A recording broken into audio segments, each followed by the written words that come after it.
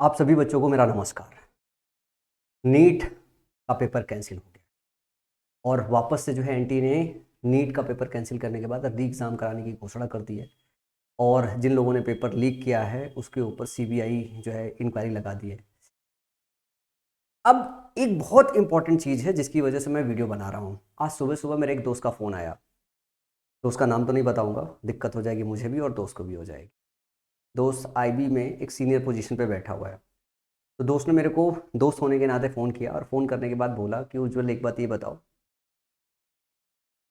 कहीं ऐसा एजिटेशन होने वाला तो नहीं है, आंदोलन आंदोलन टाइप का, कि बच्चे ये नीट के पेपर को लेके जो है हो हल्ला मिल रहा है और ये आंदोलन होने वाला है। वो सुनने के बाद, क्योंकि दोस्त था, ज़्यादा बोल नहीं पाया, लेकिन क्योंकि टीचर हूँ तो सबसे पहली मोहब्बत छात्रों के प्रति होता है।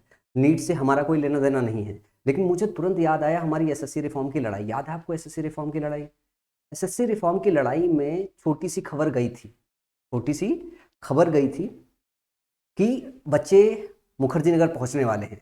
उस टाइम पे सारे वहाँ के थानों से हमारे पास तक फ़ोन आ गया था, क्योंकि हमने स्टूडेंट यूनियन का एक ग्रुप बनाया था जिस ग्रुप में तकरीबन 12-14 हज़ार बच्चे हो गए थे। और उसमें बच्चों ने सर्कुलेट कर दिया था कि हम मुखर्जी नगर पर फिर से दोबारा जो है धरना प्रदर्शन के लिए खड़े होने वाले, पीसफुल करेंगे। तो उस टाइम पे एसएसपी और बाकी सारे लोगों का कंटिन्यूस कॉल आ गया था। तो उस टाइम पे इतना इंटरनल प्रेशर बनाया गया था कि बच्चे वहां तक पहुंचे ही ना, क्योंकि जिस डेट पे ये अनाउंस हुआ था कि पहुंचेंगे मुखर्जी नगर पे, पूरा उस चीज को छावनी बना दिया गया था। उसका इंटरनेट पे वीडियो भी देखा था। तो सरकार इस टाइम पे ये भी देख रही है कि नीट एग्जाम को लेके कोई धरना वर्ता प्रदर्शन तो नहीं चलेगा। अगर कहीं से कुछ जानकारी चल रही है, वो आईबी के माध्यम से चलता है, अगर कहीं से कोई जानकारी चल रही है तो वो जानकारी इकट्ठा करके उसको दबा देने की कोशिश होती है। तो सवाल सबसे पहली बात यह है कि आज के समय में इन छोटे छोटे बच्चे को, जिन्होंने 2 साल 3 साल फाउंडेशन बैच और खूब मेहनत की होगी, और मेहनत करने के बाद वो पेपर में अपीयर होंगे और सडनली पता चल रहा है कि पेपर लीक हो गया है और पेपर कैंसिल कर दिया गया है, क्या बीत रही होगी उनके मन के ऊपर? कितना प्रेशराइज्ड होंगे कि फिर से दोबारा 2 महीने बाद पेपर होगा, फिर से वो 2 महीने के लिए कैसे प्रिपेयर हों, और प्रिपेयर होने के बाद जो है वापस से कैसे एग्जाम में अपीयर होंगे। सोचो कितना प्रेशर होगा।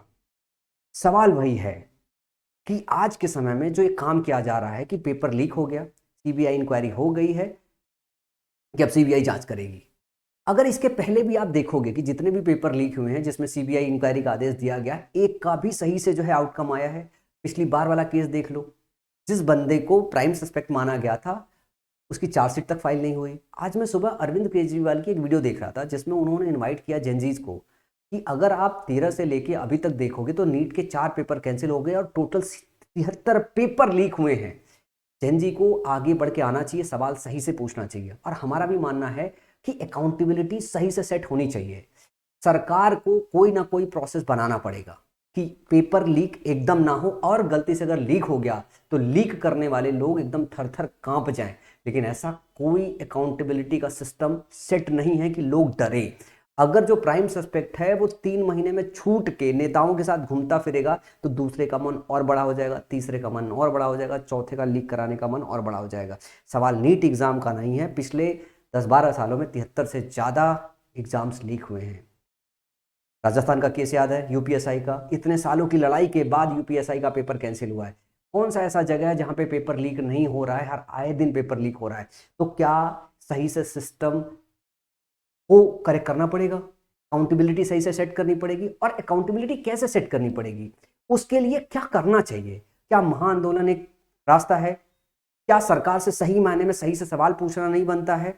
कुछ ना कुछ तो करना पड़ेगा। देखो, हम एक अदने से शिक्षक हैं, लेकिन सारे शिक्षकों को मिला ले तो वो अदने से नहीं है, आप सब बच्चों के साथ कनेक्टेड है। कुछ ना कुछ तो सही से सरकार से हमें अपील करनी पड़ेगी कि वो इसका सही स्टेप ले। सब बच्चों के जो आवाज है उसको अलग अलग तरीके से दबाने की जगह अपना पूरा फोकस इस बात पे लगाएं।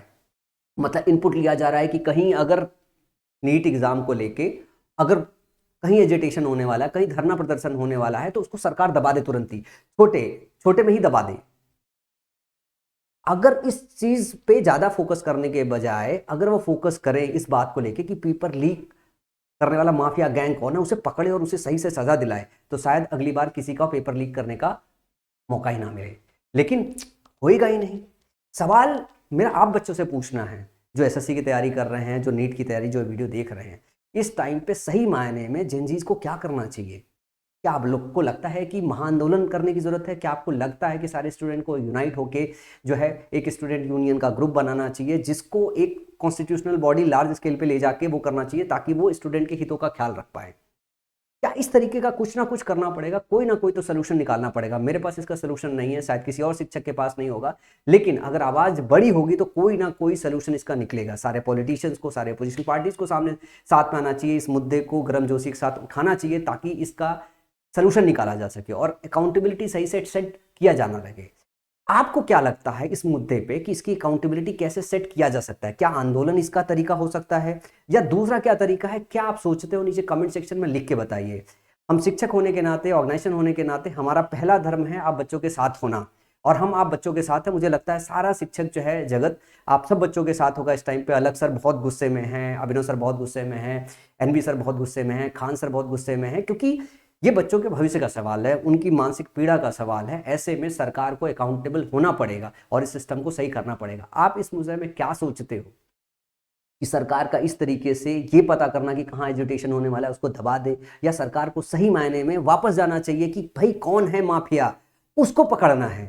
क्या आंदोलन इसका तरीका है, या दूसरा कोई तरीका है? आप क्या सोचते हो इस विषय में? नीचे कमेंट सेक्शन में बताइएगा जो है मुझे।